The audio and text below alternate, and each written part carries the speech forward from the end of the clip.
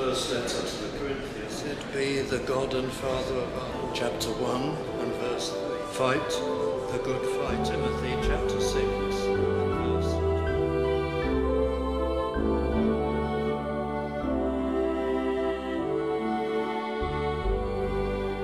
And we're at the moment engaged in a short series of studies on extraordinary psalms. Psalms that have something special and unique and distinctive to tell us. Well, this could be said, I suppose, of all psalms, but I'm sure you'll agree there are some we can select and single out as not being superior, but having some striking and individual theme which we should give special attention to. And here is a prayer of David, so it is described. And the first verse, bow down thine ear. It's David's prayer of faith. It is an extraordinary psalm because I think it would be very difficult to base your own praying upon it, and it would be quite a complex thing to do. There are many principles in prayer that we wish to remember and incorporate in our prayers, but this is such an example, and I shall try and divide it into sections for you. It's such an example of prayer that it has particular counsel to offer when we have problems in prayer. You can come to Psalm 86 repeatedly and just consider it for individual petitions and runs of petitions, because as you study them, as you look at them, they are answers to many of our problems in prayer. They will provide us counsel, the example from David's special prayer here. They will give us counsel in how to deal with different problems, putting into our mouths, into our hearts, certain petitions that really help in different circumstances. So I propose to look at the psalm in a simple expository manner and to divide it into 4 approximate sections. Now, before we start, I mentioned as a title David's Prayer of Faith. I'd just like to say a few words about the so-called prayer of faith. The prayer of faith is, for example, mentioned in the Epistle of James. The prayer of faith will accomplish great things, the raising of the sick, and so on. And it's often thought that the prayer in these days where there's been so much charismatic influence in churches, it's often thought that the prayer of faith is something along these lines. It is praying with the absolute conviction that the thing for which you pray will come to pass, and God will do it, just exactly what you ask for. And it's called the prayer of faith. And it's thought, and this is quite a wrong view, but it's thought that you've got to somehow bring yourself into such a condition that you're convinced that certain things for which you pray will happen. And that will lend to that prayer special efficacy. That will make it a prayer of faith. But there is no duty in the Bible to this effect, that you have to be convinced that the prayer will be answered as you pray it, that the thing for which you specifically asked will be given you. The prayer of faith is slightly different. It runs along these lines. It means you pray with the absolute conviction that God could hear and answer your prayer exactly as you require it if he chose to do so. Faith is in God's power. Faith is in God's ability to hear and to answer. But you should be glad, we should be glad, all of us, that God will answer our prayers according to his wisdom and not according to ours. And our prayers will certainly be taken account of and answered, but in the way that God knows is the best way to respond. Best for us, best for the whole situation, will bring about our eternal and spiritual good and that of others far more than the prayer in the form that we actually offered it. And that is the prayer of faith. And as not that we're certain God will do such and such a thing, but he can do anything, and that he hears the prayers of his people. For that ye ought to say, says James, for that ye ought to say, if the Lord will. And that is the great banner over all our praying. If the Lord will, it's in his hands. So we don't want to go down the road of those in the charismatic movement who demand and claim answers from God. In breathless prayers, God has said, he will do this, he will do that, and so a specific response is claimed. That's a very arrogant way of praying. That is a manner of praying which completely overlooks God's sovereignty and his superior wisdom. We bring our anyway, I've spent too long on this, but this is David's prayer of faith.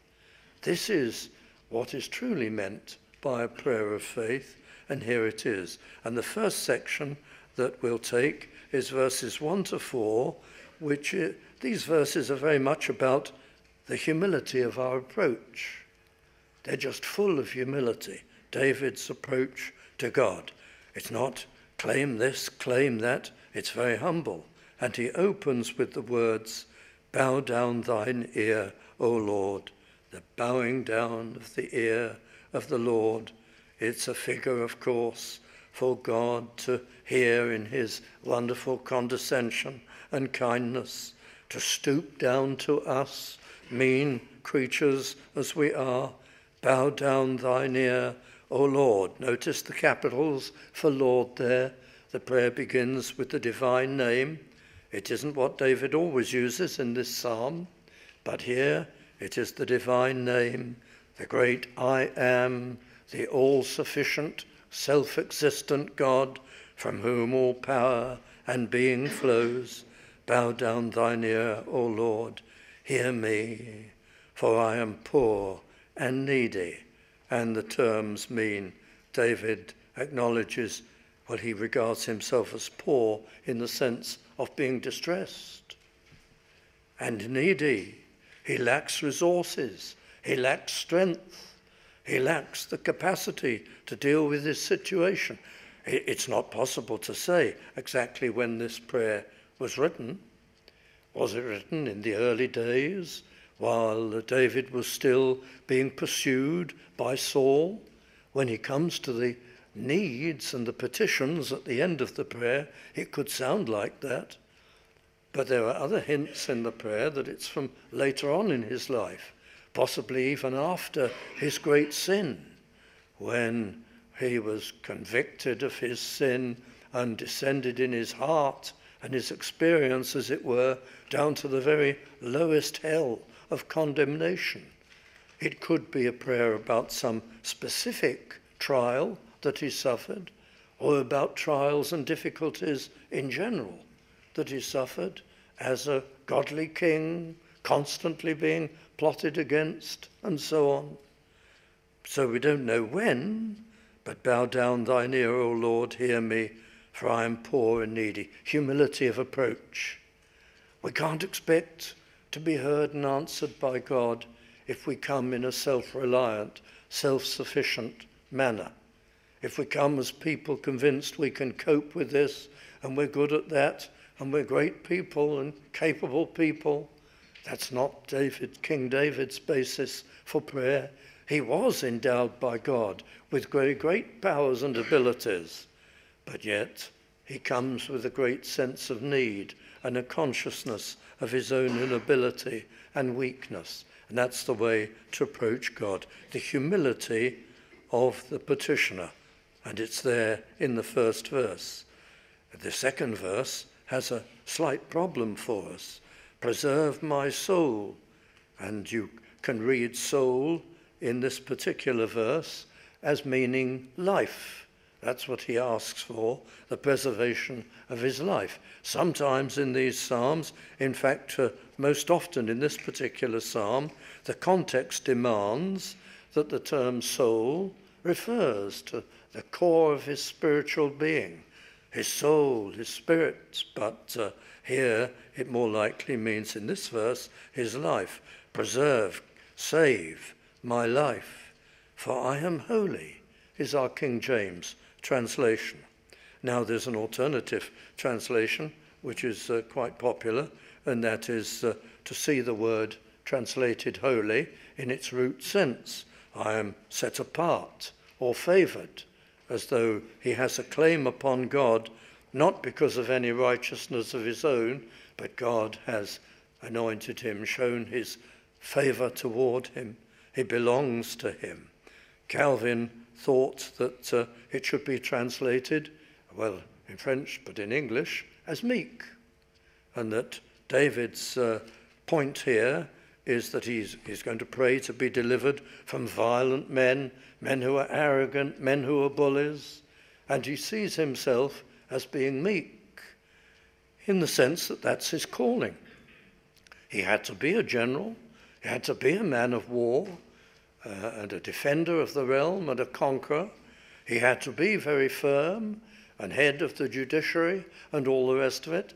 But in his own deportment and in his manner, he, even though he was a king, he wasn't someone to arrogantly throw his weight about. He sought to be a humble man and a meek man, a servant of all. And that's his commitment, and that's what God requires of him. So Calvin's view was something along these lines, that the word means, as he goes before God, I am called to be meek in and disposition. So my prayer is, I need special grace to deal with the bullies and the threatening people and the violent people. And that's certainly a way of putting the prayer that suits our case very often. We're called not to respond to difficult circumstances in an aggressive and in a bad-tempered way. We're called to be people of meekness. And yet, well, we are, as has often been said, as lambs among wolves. So we pray for special grace because we're not permitted to use the same violent language and deportment and methods of the world. So we feel vulnerable. But we're not vulnerable if we pray for the help of God. He will enable us to stand in the proper way no matter what's going on around us. Well, whether that's correct or whether... I think that the King James translators are going more for favoured or set apart, holy in that sense. But there is the possibility that it refers to meekness. Anyway, preserve my life, for I am holy, I am thine, set apart, or I am called to be meek. And the prayer is going to be especially against violent men. O thou, my God, save thy servant that trusteth in thee. That's his argument. What grounds have I to be heard? Lord, I trust thee. Lord, I put my hope and my trust in thee.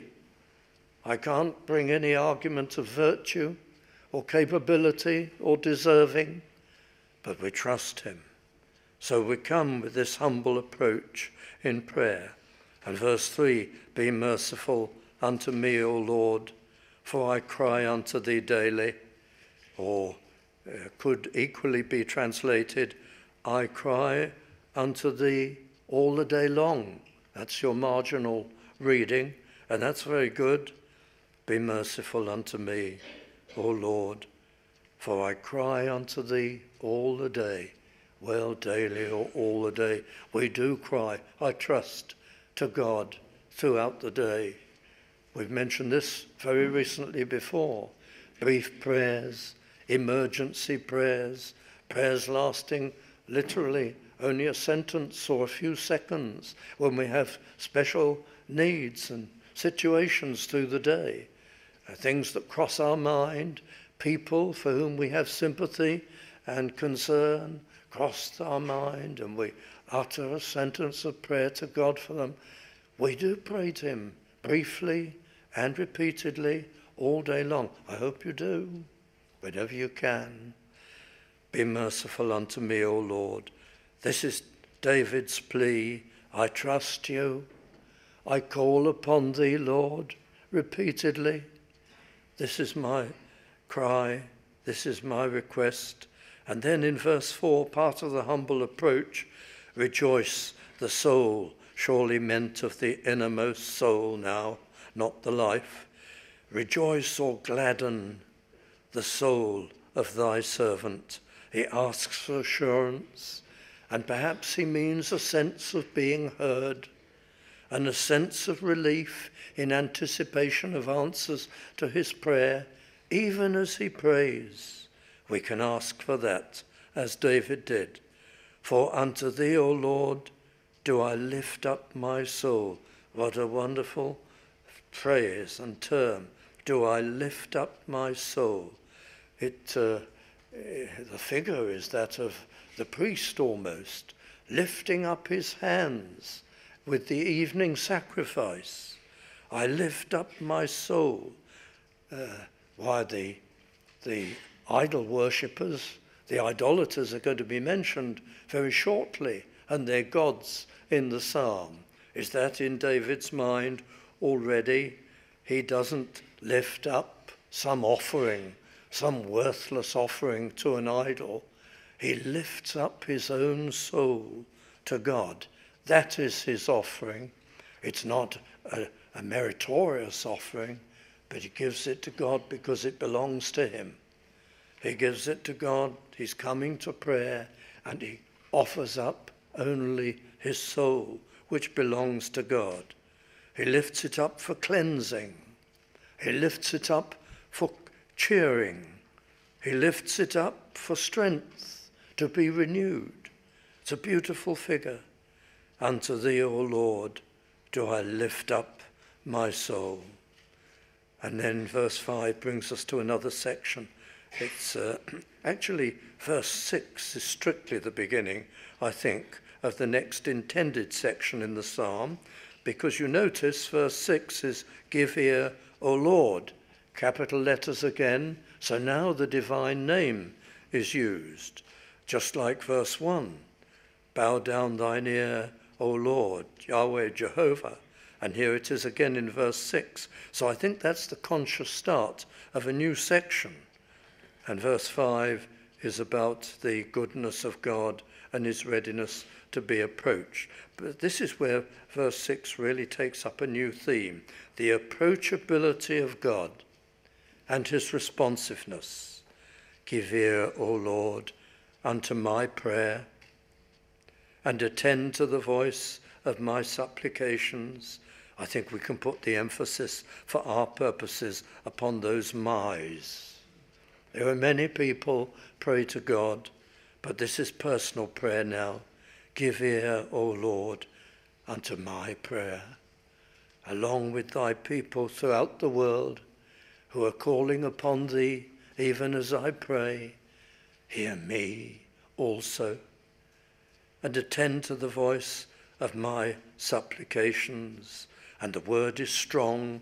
My entreaties might help us to see the force of it.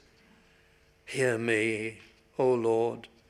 It's all about God's readiness to hear individuals, the approachability of God. And verse 7, in the day of my trouble, the word in the Hebrew for trouble is tightness. And that is a kind of figure for trouble, in the day of my tightness. But some people would like to translate it anxiety. And that's good too, tightness.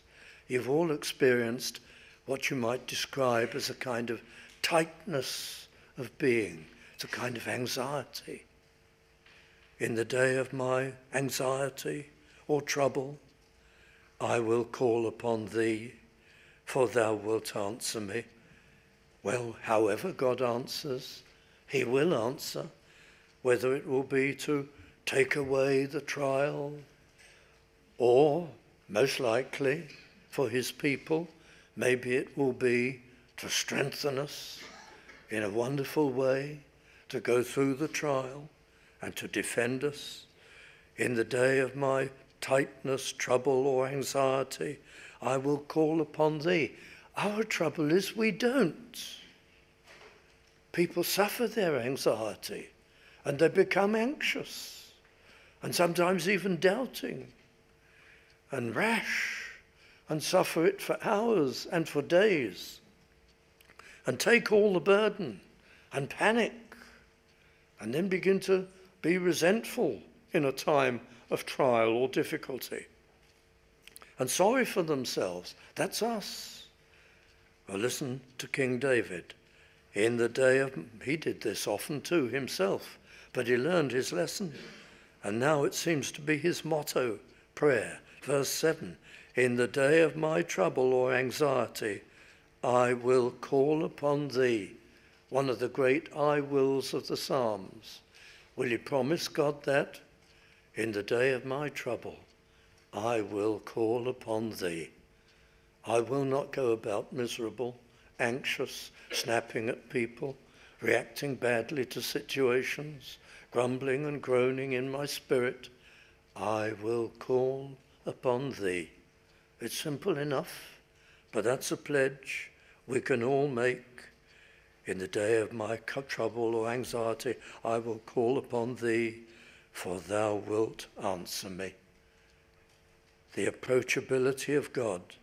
And David rehearses this, and he's certain of it. This is the prayer of faith.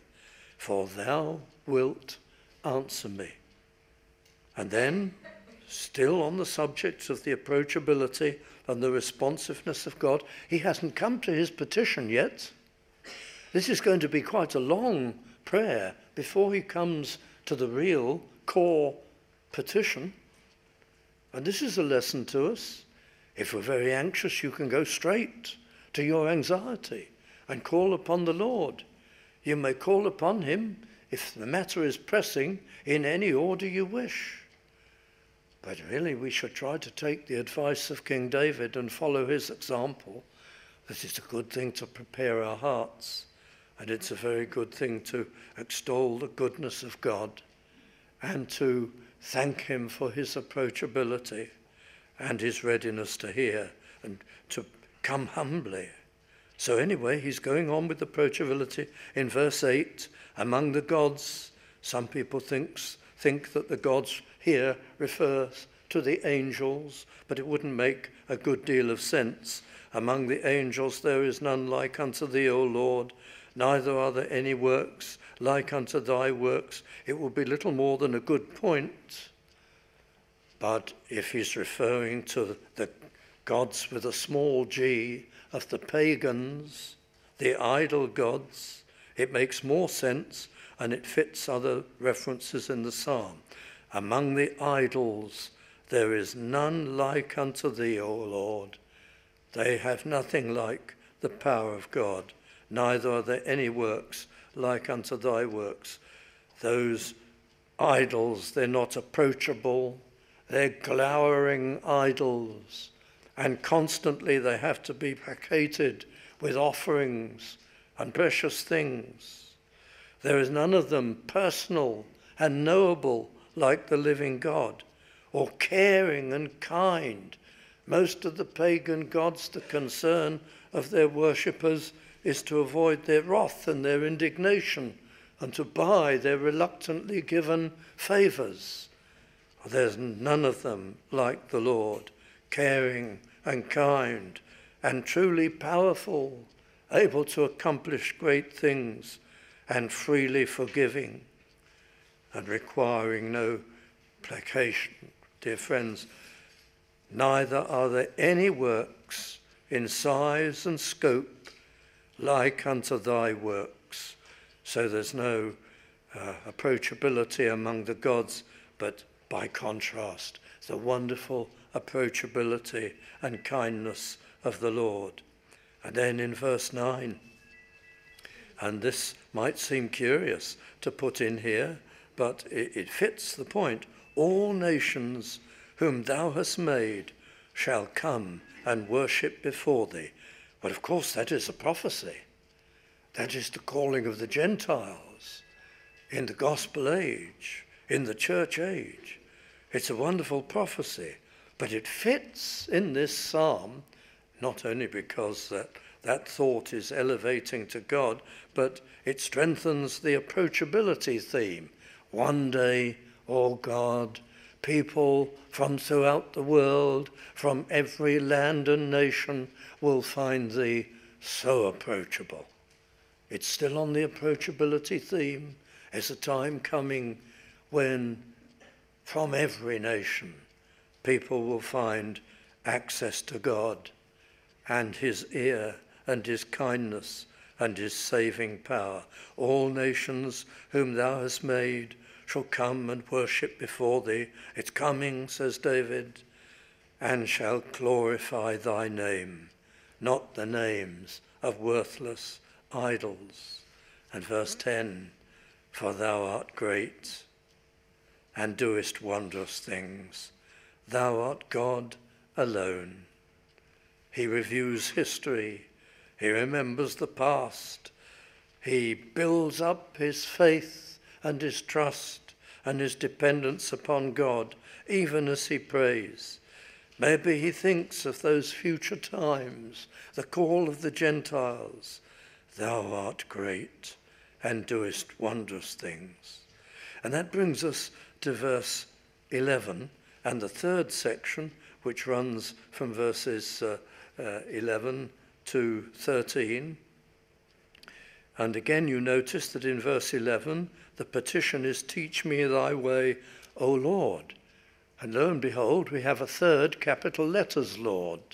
So the divine name is used again, probably suggestive of this being intended as a new paragraph, a new section as it were. Teach me thy way. And this section is about the promises that a praying soul, the petitioner, must make to God. So there's been a humble approach. There's been petitions about the approachability of God and his responsiveness. And now David makes his promises. When you pray, you must promise. That's what prayer is. It's a petition accompanied by a pledge. If you make petitions with no pledges, your prayers may not be effective. If you think you can come to God as a spoilt child goes to a poor and overindulgent parent, doesn't like that. The spoilt child who gives nothing and always asks. And the foolish, indulgent parent gives, and makes the child even worse. Well, it's not like that in our relationship to God. You pray, you must pledge. You ask for great things, you must yield up your life and pledge yourself afresh. So the third section of this prayer is David's pledges and promises. Teach me thy way, O Lord, and then the I will walk in thy truth. Show me thy path. Show me how I should conduct myself. I'm open and teachable and ready to hear. Teach me thy way, O Lord. I will walk in thy truth. I'll obey. This is an undertaking, vital in prayer. You cannot go to God and say, Lord, do this for me, and I have no intention of doing that for you. Lord, do this for me. I have no intention of leaving the world and giving up my gossiping ways and reveling in earthly things and being covetous and involving myself in the wrong culture and listening to the wrong records, discs, music, whatever. I have no intention of making any move, but Lord, do this, do that, do something else. David's great lesson in prayer doesn't run like that. Teach me thy way, O Lord. I will walk in thy truth. And a wonderful phrase here, unite my heart to fear thy name. Have you wondered what that means? Unite my heart. The original Hebrew suggests a scattered heart. When do you have a scattered heart? Well, you can have a scattered heart in a number of ways. When you go to pieces, when you're all over the place, when you're worried and trying to solve your own problems in 1,000 ways at once. darting here, darting there. Compose me, Lord. Draw me together. Unite my heart. Or, along the lines that I've just been mentioning, you can have a disunited heart when half of you wants the Lord and his obedience, and half of you still wants the world and your possessions and your unnecessary pleasures. And you're entitled to some pleasures, but excessive pleasures and things for yourself and your own ambitions. And these are the things that dominate you.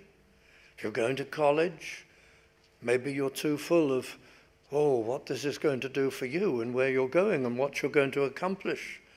And there's a degree of importance in all that. But there's not one bit of you perhaps focusing on what you will achieve at that college for the Lord, and your stand for him and your witness and your prayers. And your heart is divided. Part of you says, I am the Lord's, and part of you says, I am also for this and for that. Unite my heart to fear thy name. Gather me together to think as one dedicated, united person, to fear thy name, to be in awe of thee and ready to obey. And verse 12, also, it's a wonderful petition. Another I will, many I wills in this Psalms. Here's my undertaking, Lord. I will praise thee, O Lord my God, with all my heart. Hear my prayer, and I will bring praise and gratitude and love sincerely with all my heart, and I will glorify thy name forevermore. I will live to thee and to make known thy name. Those are the undertakings and the promises. Verse 13, and you do wonder whether this was after the sin with Bathsheba, and equally the terrible, terrible sin in arranging the death of Uriah, the husband. For great is thy mercy toward me. Thou hast delivered my soul from the lowest hell. What did David mean by the lowest hell? The word in the Hebrew is the earth or the grave, the lowest grave. Does he feel that in eternal punishment he would have deserved a worse punishment than anyone else for what he'd done as a professing believer and as the Lord's anointed king, to disgrace himself in that way? He wouldn't forget it. And he says here in his prayer to God, I praise thee and thank thee, O Lord, for delivering this undeserving, wretched criminal from such a deep condemnation. That's his prayer. And it's good for us to remember our sins sometimes from which we've been delivered, just privately, not to depress our souls, but in order to revive that overflowing gratitude to God for his kindness and mercy. Great is thy mercy toward me. Thou hast delivered my soul from the worst condemnation. And then the last section of the psalm, the fourth, and this is about David's actual petition. Now he's arrived at the real theme of the prayer, the object of it. Verse 14 to the end, this will be. O God, the proud are risen against me, and the assemblies of violent men. The Hebrew word translated there violent is frightening men. So violent is a perfectly reasonable and good translation of it. Other translations would be overbearing men, forceful men, threatening men, brutal men. It all amounts to the same thing, but they're violent in some shape or form.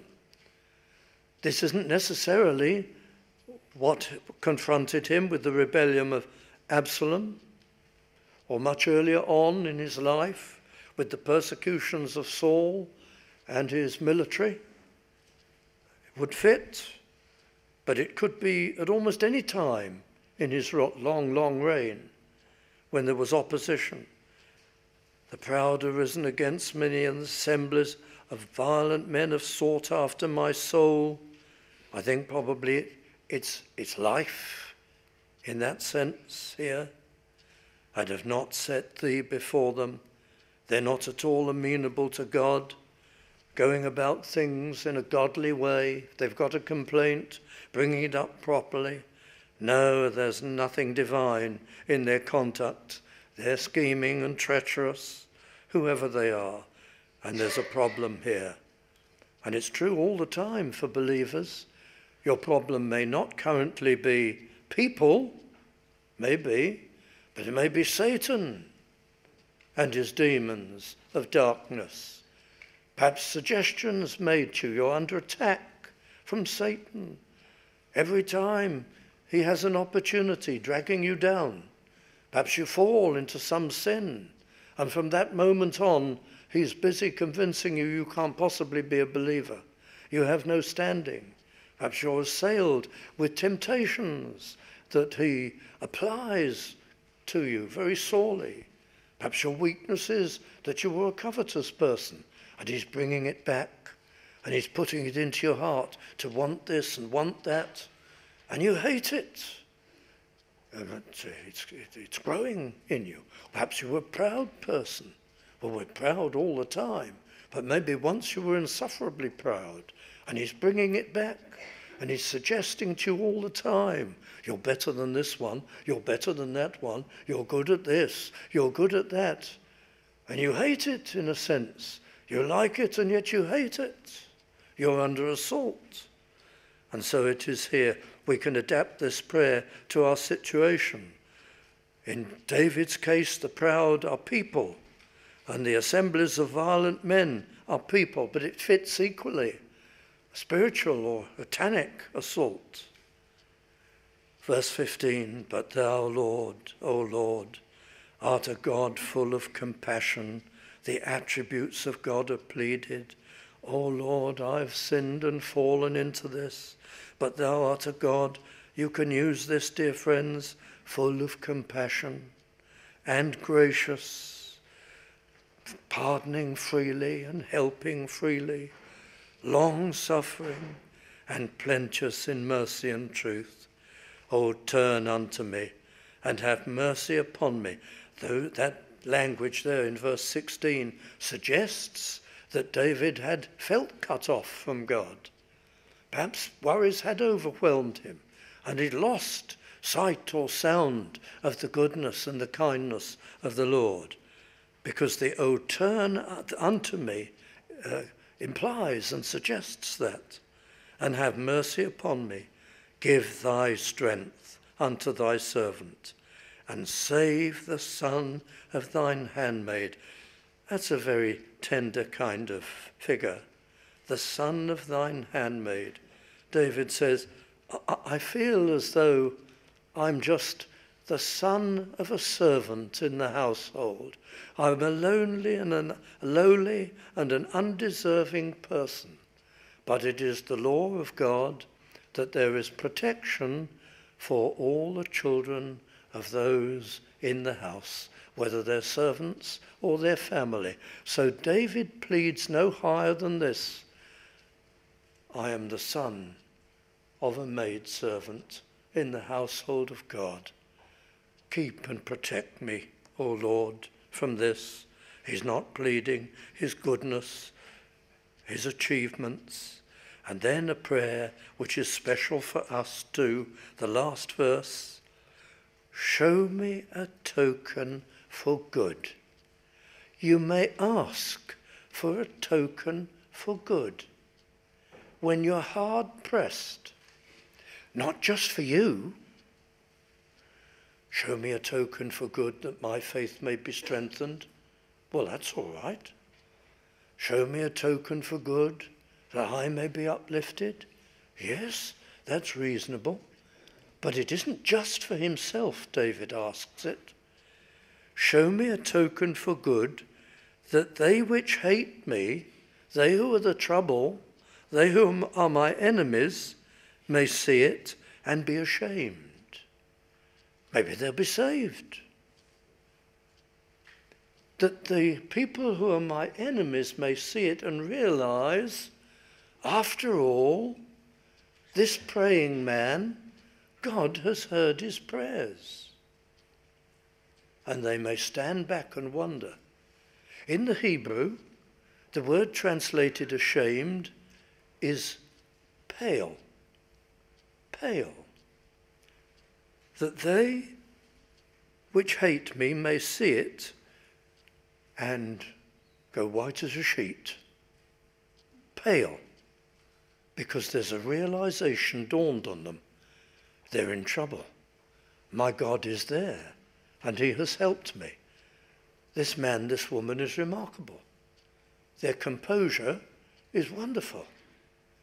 And they have been enabled to stand up to all that we were unleashing against them. And they have had things happen in their favor. And our attacks have been overruled. Show them, Lord. This isn't a kind of vindictive prayer.